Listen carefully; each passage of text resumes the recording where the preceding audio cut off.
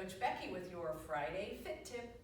So this month we are talking all about mobility. We started with ankle mobility, we skipped the knee because we want stability there, and we're now up at the hip. Last week I showed you a ground-based or sitting on your butt exercise for hip mobility. Today we're going to take it standing.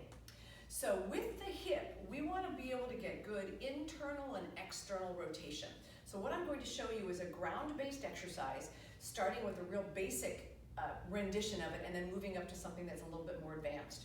If you run, if you do boot camp or metabolic conditioning type workouts, or you do strength training, squatting, lunging, deadlifting, I think that doing some hip mobility exercises is a great thing to do right before you work out. And if at the end of the day, you've been sitting in a not so ideal workspace, which is really common while we're still sheltering in place, this is a good thing to do just to loosen up and get some blood flow into the area.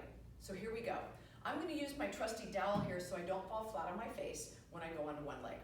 You might want to use a broomstick, or you can just get to your nearest friendly wall and hold on to the wall. Or the kitchen sink, that works too.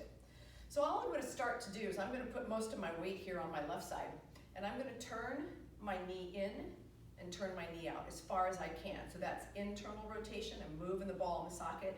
There's external rotation. I kind of look, if you look at it, the ball of my foot, I look like I'm squashing a bug. That's all I'm doing. 5 or 10 on one side, 5 or 10 on the other.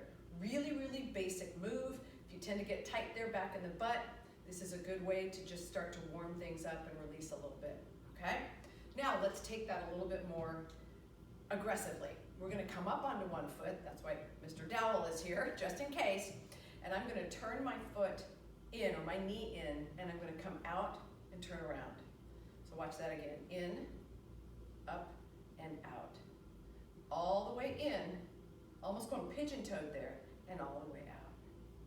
Okay? This is a very similar move, at least at the hip joint, as the one I did last Friday, but I'm just standing, but it's still internal rotation, external rotation. So again, we can try the other side, but one other thing I want to show you is at the hip joint, we also flex and we extend. So a good thing to do before you start that hill run, before you start that Metcon workout, flexion, extension, flexion, extension. Some people will call this dynamic stretching. I just say you're kind of going through a full range of motion of what that hip joint does. We've done our internal and our external.